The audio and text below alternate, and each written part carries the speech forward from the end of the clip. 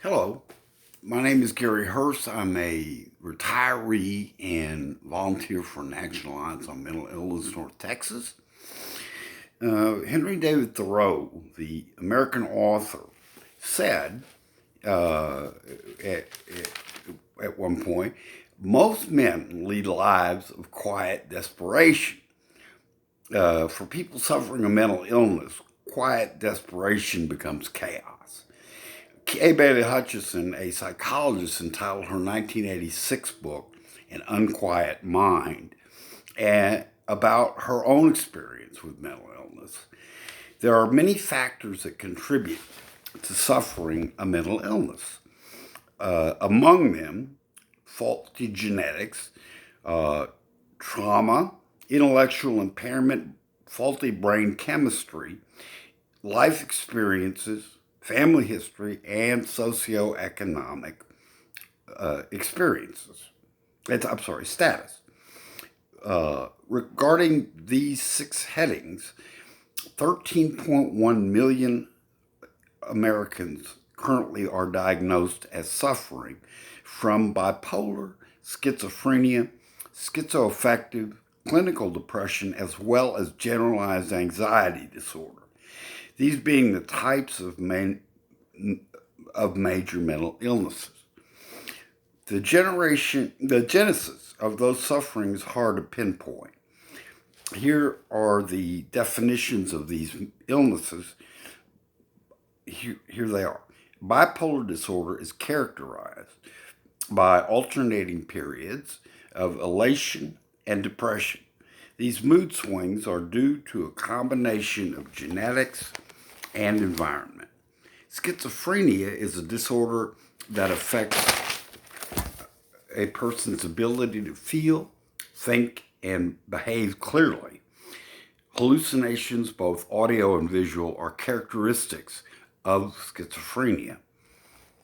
Clinical depression is a mental disorder characterized by persistently depressed mood or loss of interest in activities, causing significant impairment in daily life.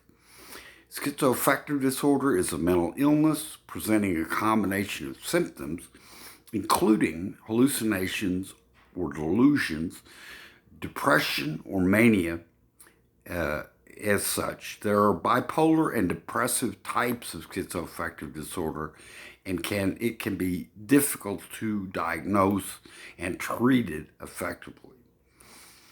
Neurosis is a relatively mild mental illness that is not caused by organic disease involving symptoms of stress, depression, anxiety, or obsessive behavior and hypochondria, but not a radical loss of touch with reality. General anxiety is marked by feeling similar to fear and an inability to accomplish or do things at all without a tremendous amount of fear as such. When do these mental illnesses begin, and what kind of development over time do these conditions manifest themselves? Again, there are many factors such as a family history, creating predisposition to the disorders, uh, generalization, generation after generation of disorders indicate a genetic aspect whereby faulty genes are passed from one or member or both parents of a family to the individual and include adverse childhood experience or ACEs. The ACEs model experiences are experienced between birth and 17 years of age and typically are marked by inconsistent relationships as well as threatening and neglectful harm regarding harmful trauma. Examples are physical abuse, sexual abuse, emotional uh, abuse, and neglect. A mother being treated violently, substance use, parental divorce, or an incarcerated family member are part of the ACEs tree. This pair of ACEs tree at the base include poverty, inequality, racism, sexism, violence, and affordable housing and food deserts. These being socioeconomic realities that are the roots of suffering of mental illness.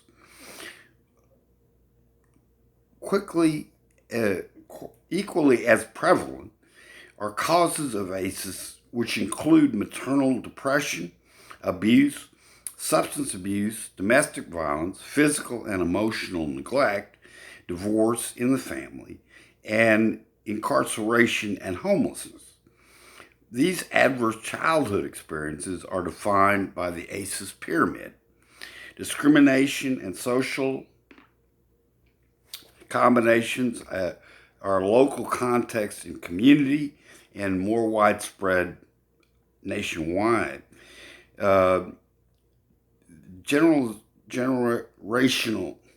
historic trauma, adverse childhood incidents, disrupted neurodevelopment, social or emotional cognitive impairment are an ascending pyramid with disabilities, with physical disabilities as well.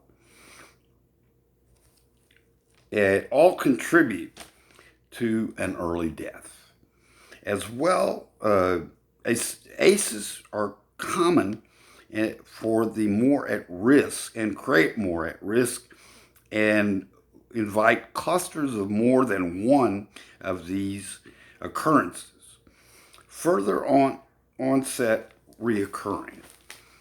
One study shows that structural problems create 9 times greater risk of liver cirrhosis and 12 times greater risk of pneumonia and 9 times greater risk of heart failure.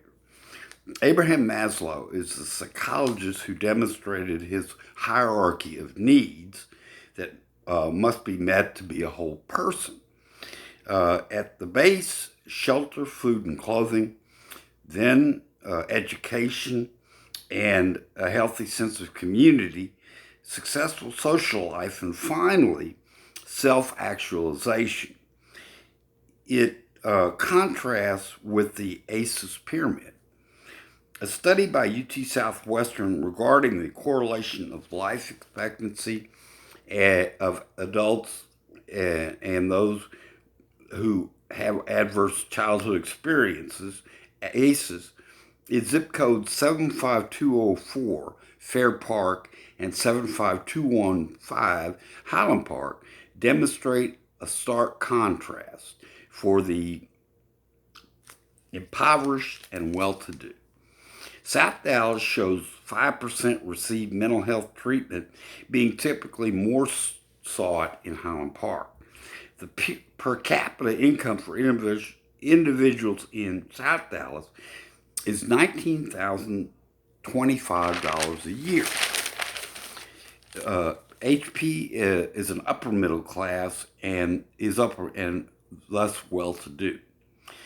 For an individual with a median household rate of $19,000, as I said, the household rate is $30,000.3865 yearly.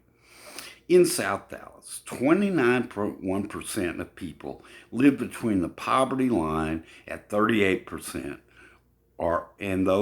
they are under 38, and those under 8. The latter having a higher incidence of substance abuse are under the 38% are under 18.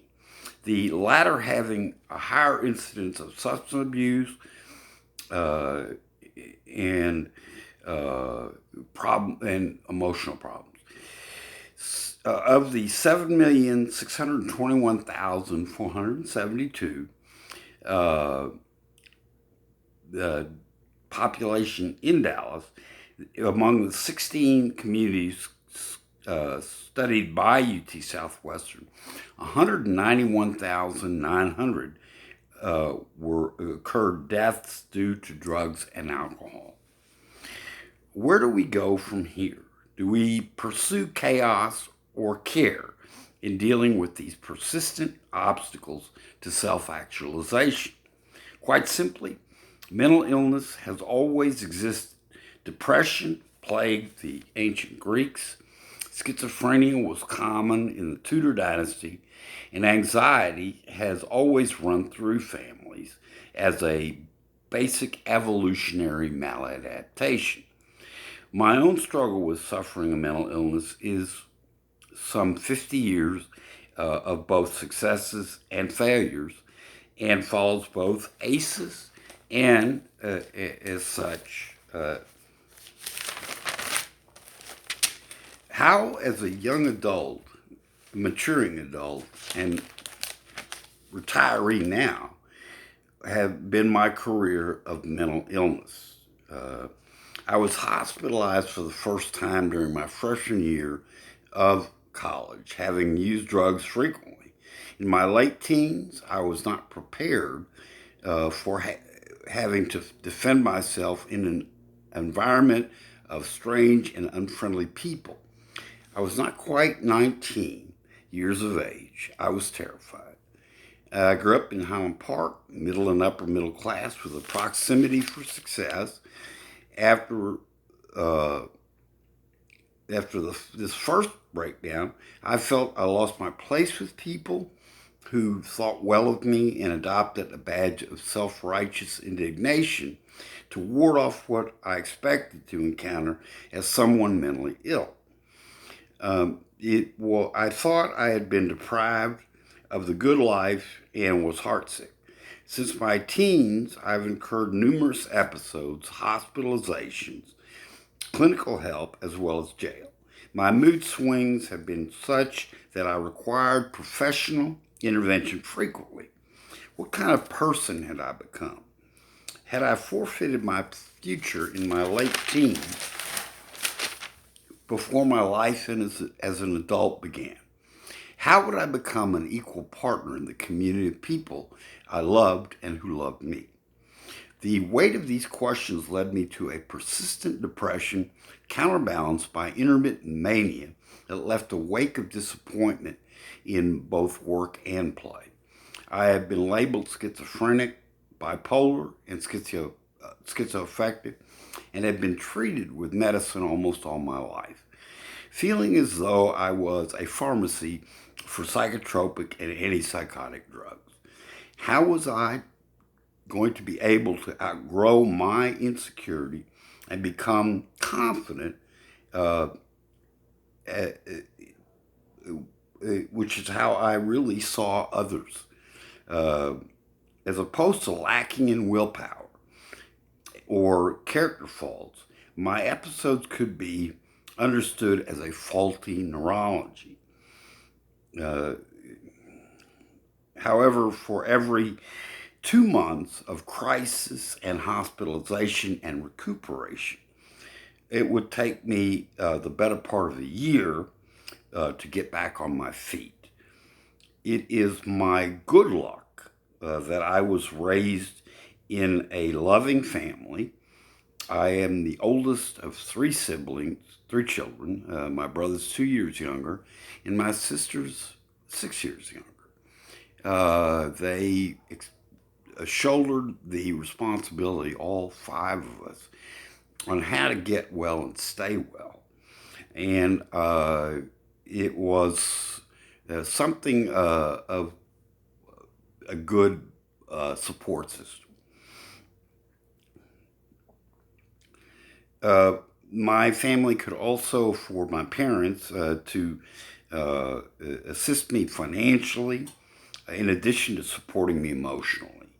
And my own ability to make friends and work both as a guitarist and singer-songwriter and successful salesman were all part of a mix that was interrupted frequently by mental illness. I graduated from college after 17 years of trying. I got the piece of paper. What is modern and contemporary for treatment, by the way, has evolved as I have. Uh, uh, the days of shock therapy have given way to medicine and talk therapy, although not foolproof, and me not always heeding professional advice and uh, having bad periods. Uh,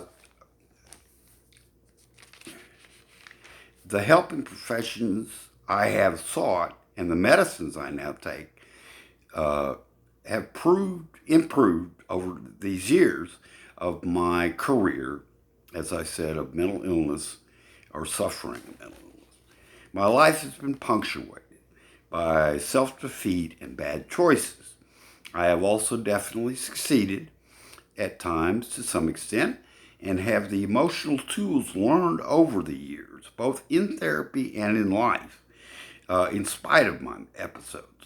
I once rejected my notion of being mentally ill and have learned to accept and embrace this part of me. I may be mentally ill, but that's not all I am. The more objective description herein is a specific and more general discussion of mental illness, with the ACEs model being a fundamental point of reference. All told, with treatment, what was considered incurable is now manageable in order to live a full life and adapt effectively with a mental illness. As it is possible, it requires the ability to change and adapt effectively. The psychologist Fritz Perls said, therapy means change, not adjustment. I will attest to that. Thank you for this opportunity to share both what professionals provide and my own personal struggle. Thank you and be safe.